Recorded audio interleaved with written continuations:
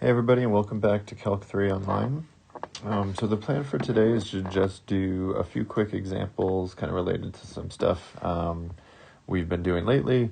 It's never bad to see some more practice with this stuff, and some of it's definitely getting a little tricky, so I just want to do a few more examples.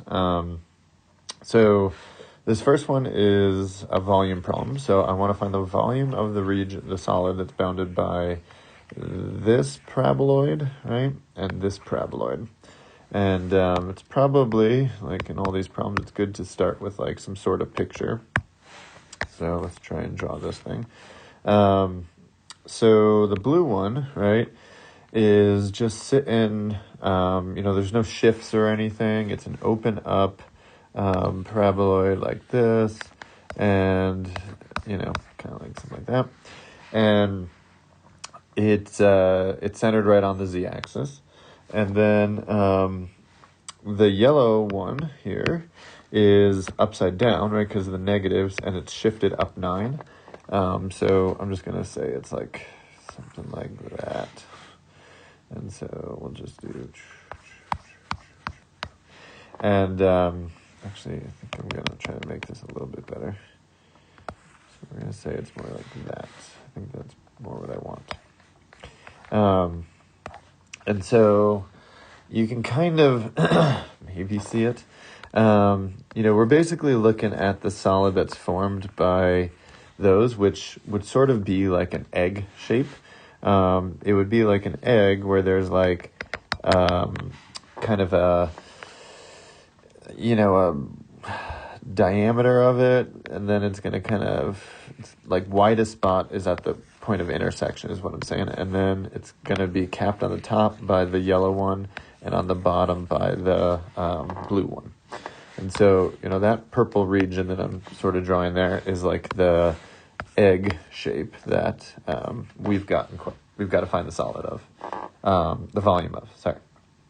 And so it's probably important that we find where they intersect. That's going to be, we're going to need to know what this widest region is, because that's what we will like project down into the plane right here. And that purple, we'll do, just to make this a little easier to see, this red kind of widest spot is what we're going to kind of need down here, right, in order to do this problem. So if we were intersecting these two things, you have positive z is 2x squared plus 2y squared. So negative z would be right there, right? So that's how I would sort of go about it. So if I take this thing, right, z is going to equal 9 minus, I feel like I just said z squared, but maybe I didn't. But the, this part is minus z, right? So we have z equals 9 minus z, so then 2z is 9, and z is 9 halves. And the, we probably should, I guess, I'm just going to convert it now back to what z is. So z is 2x squared plus y squared equals 9 halves. I'm thinking of this because we're going to want to sketch it down in the plane, and we'll probably want x, y coordinates for that. So, oops, there's another 2 in there. So you actually probably could even just divide by another 2, so then you have x squared plus y squared is equal to 9/4. So that is what this circle is right here. So it is a circle of radius 3 halves, I guess, because this is 9/4. And so that'll help me get that's related to that, and that'll help me get my bounds, right? The bounds should definitely be something with polar, because you've got, a curvy kind of region. And whenever you do volume stuff, right, if you want to know the volume of a region like this, you can just do the upper surface minus the lower surface, right?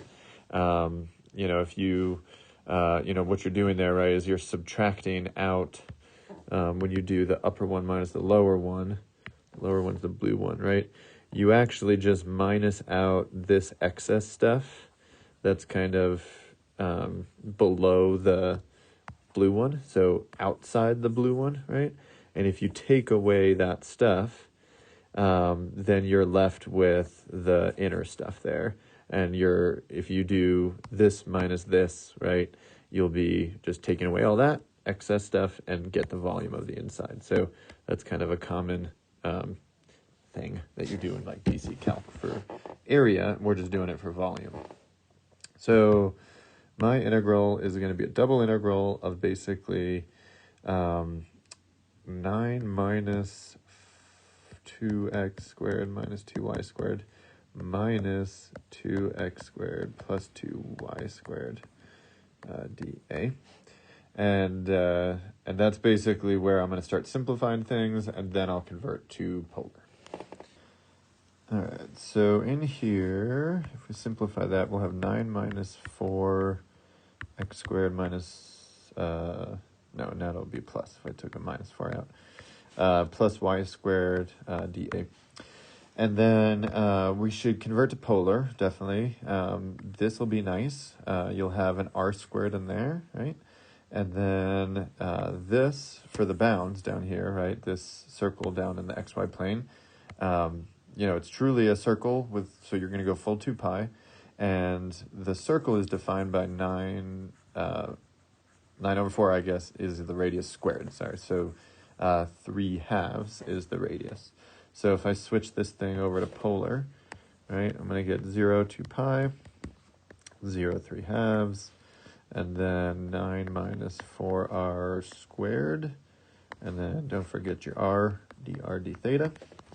And then that's honestly just like a really nice polynomial double integral. And so it's one of those where, again, you could think, there's no theta kind of dependence going on in here. So it's one where I would just honestly drop the outer integral and just do 0, 3/2, 9r minus 4r cubed dr d theta. So I just distributed the r in. And then I'm not going to go through it. I think you guys can do this just fine. Pretty nice integral. When you do that out, you should be getting 81 pi over 8. So that is the volume of that weird egg thing right there. All right. So this one, I'll just read it. So we've got a sphere of radius 10, and it's being intersected by a circular cylinder of radius 6, such that the cylinder and the sphere share a common axis of symmetry, which is really nice. That if it wasn't, it's a much harder problem. So basically, the cylinder's axis of symmetry intersects the sphere through one of its sphere's diameters, right? If you imagine the cylinder like cutting through like a cord or something on the sphere, then it's like really confusing problem. So we want to find the volume of the outer ring shaped solid, which consists of the material inside the sphere, but basically outside the cylinder. So I am not going to, do I want to be brave? No, I'm not going to be brave. I'm not going to attempt to draw the 3D thing, but, basically you're thinking sphere and then like cylinder, you can think of it as like along an axis or something, and like it cuts through it, right? So it's easier to think about what's going on, honestly, just down here in the plane. So if we think of it in the plane, we basically have a sphere, which I'm going to say is defined by like that. There's nothing, specific about where these spheres are or these shapes are. We just know how they interact. So I'm just going to put it at the origin to make my life easy, because that's an easy way to write the equation of them later on. And so then you have like the way I'm going to think of it is, so we'll just do x, y. So I'm going to think of the z-axis that comes out of the page right here as being my common intersection, my common axis of symmetry, I guess. So my cylinder is sort of just moving up the z-axis there.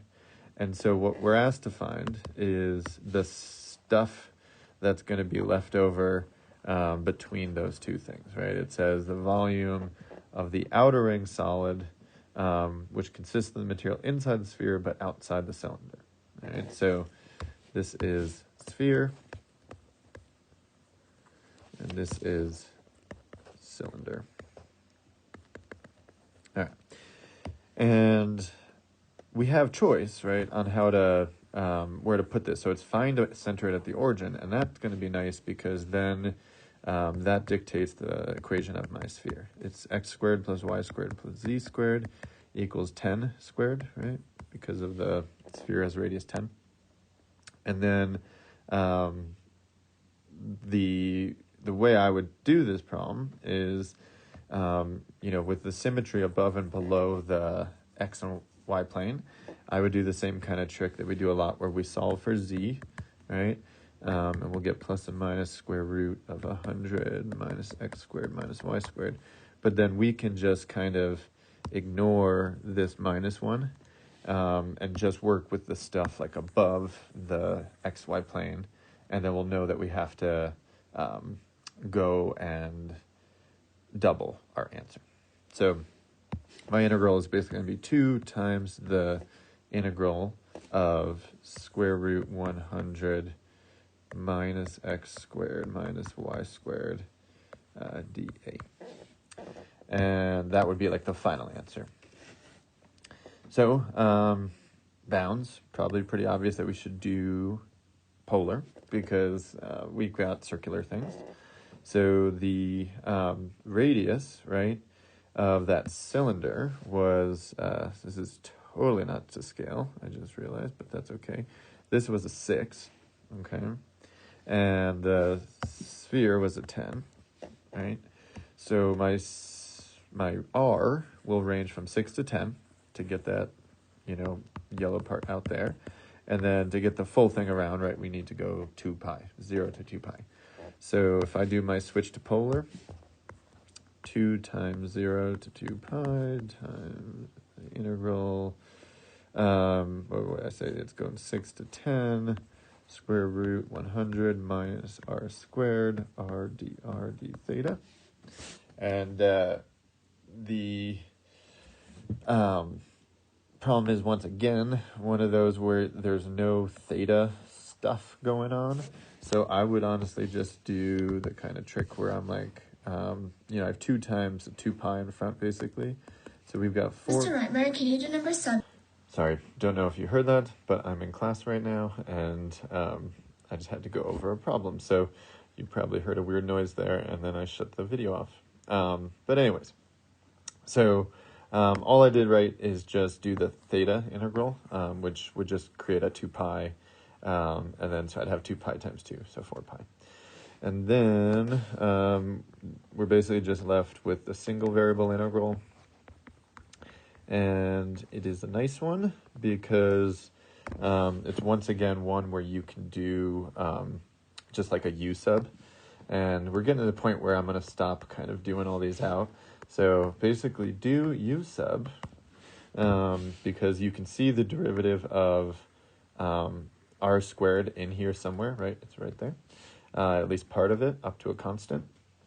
And so you do u sub. You multiply by 4 pi. Well, no, you plug in your bounds, then you multiply by 4 pi, and then you get the answer of 2048 pi over 3. And again, if you do want me to ever go over any parts like this, I'm happy to do that. But as we kind of move on with these integrals, I'm going to start to spend way more time just on the simplifying and leave this kind of stuff up to you guys to fill in the blanks on.